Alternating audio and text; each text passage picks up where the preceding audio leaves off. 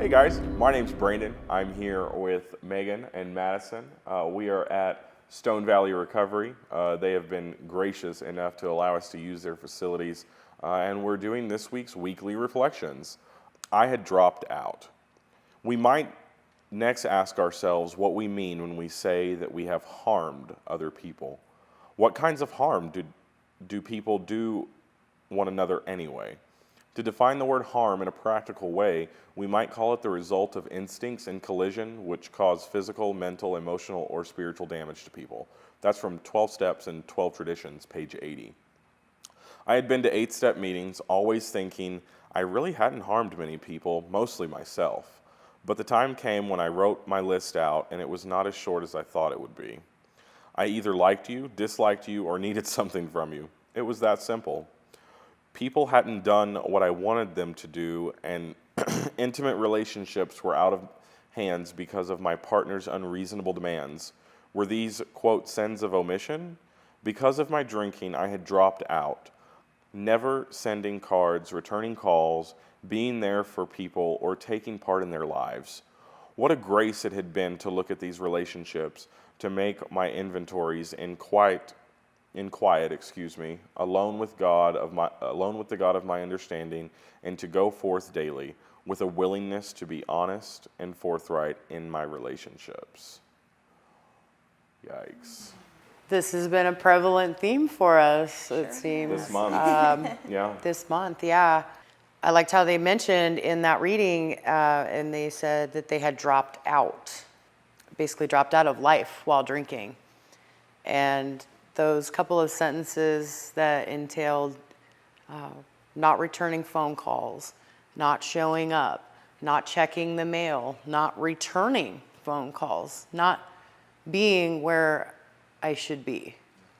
God, I was notorious for that, and it was never what I intended. I never intended harm, but I couldn't face the truth. I couldn't pick up the phone and admit I have a drinking problem while I still had a drinking problem. I couldn't do it. I didn't have that power within me, and I just look at it like I couldn't face the truth. And so I hid from everything and everyone.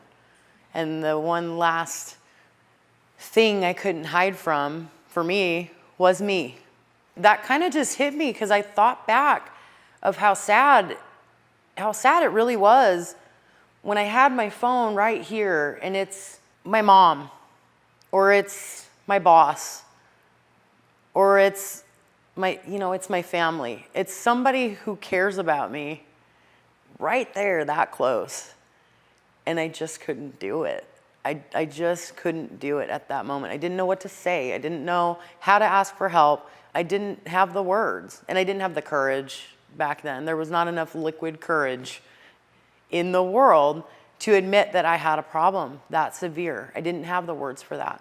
And so I did. I can totally relate to the idea of dropping out because I feel like I dropped out of my own life. I didn't experience being a dropout in high school. I was asked to leave college pretty quickly, but that wasn't by choice at all. So I do relate to it being a life dropout. I feel like I have dropped out from every important commitment, relationship, job. It's like I just checked out and I was stuck with just me. And there's nothing more miserable than being stuck with yourself when you are so sad and alone.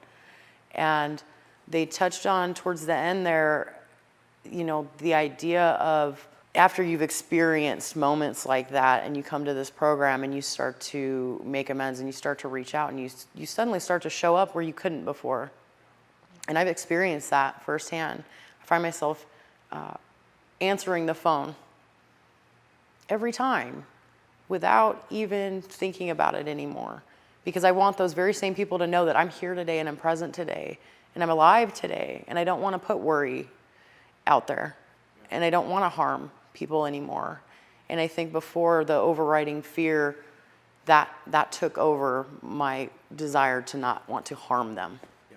My fear took over. Yeah. And today I don't live with that. And that's because of the amends and because of the program, No, I can't say that I don't, because now when people call me, I'm like, it depends on who it is, but I'm like, do I really want to answer that? Shit. And then I pick up the phone. So I do this whole cuss and like debate in my mind before I answer the phone, but I answer the phone. I definitely checked out. You know, I was so high that I would have a firm resolution to do certain things like show up when a family member had surgery, my mother specifically, you know, and 2 weeks would go by and I'm like, oh my God, I missed her surgery. I wonder if she's okay.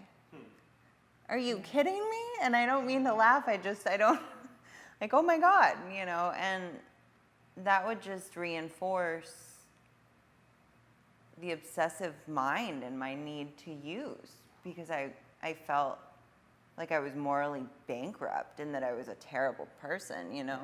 And so when I wrote down my 4-step inventory, so I think it was the 4th column, that what was my part. And I would see patterns. I would see patterns of like using them to validate you or to provide security for emotional or financial reasons or whatever the reason was. I used people. And I didn't ever realize before I wrote it all down and I looked over it, I'm like, oh my God, I used all these people to benefit myself, not thinking about how it was gonna affect them. Like that was out of my mind, right? Because I presented myself well, so I thought, but it was it was all a lie. And of course that hurts other people. Whether I think I can cover it up enough to not hurt them, it hurts them, regardless of what my delusional mind thinks. Mm-hmm. And so I guess through the reading and what you're talking about, living amends is a huge thing for me. And that got brought back up. Every day I try to not be that same person, right? But if I don't progress and remain spiritually fit, those old behaviors start to crop up and I don't even realize it. And then I'm backtracking, or I'm going against the way that I want to live life, right? I want to show up for people. I want to care what they think or how they're feeling, you know, within reason. Never mind the codependent portion of that, but That's another topic. but to have consideration and compassion for other people. You know, not just be out for self and take down anyone that gets in the way, including family members, loved ones. Didn't really matter, you know. And in the end, all you're really taking down is yourself. Yeah. You know, you're harming those people, but I think that, you know, you're doing just as much, if not more harm to yourself. You know, Megan, you spoke on when we were doing these things, it wasn't our intention to harm. And that's true. Like, I don't think any of us are, at our core, bad people. No. As alcoholics or addicts, we don't have that intention. Now, the book tells us, while we were drinking, we judged ourselves by our intentions while the world was judging us by our actions. And when someone first presented that to me, I was having the conversation with them, like, because I had harmed them. And this was well before I ever even got to my amends. I said, well, I didn't mean to, you know, that wasn't my intention to do any harm. And they presented that to me. They said, well, your actions said differently. The book also tells us that we found that defective relationships were almost always the immediate cause of our woes. Like, I have defective relationships with people, but first and foremost, I have a defective relationship with myself. I have a defective relationship with my higher power. Which bleeds off into every single facet of my life, because I was taught, and I found it to be my truth, and I like to stand in my truth today, that my relationship with other people is a direct reflection of my relationship with my higher power, who I choose to call God. If I'm harming people, I'm probably not paying a whole lot of attention to my spiritual fitness. But through the amends process, through working the steps and trying to trying to make right those things and making a lot of them right.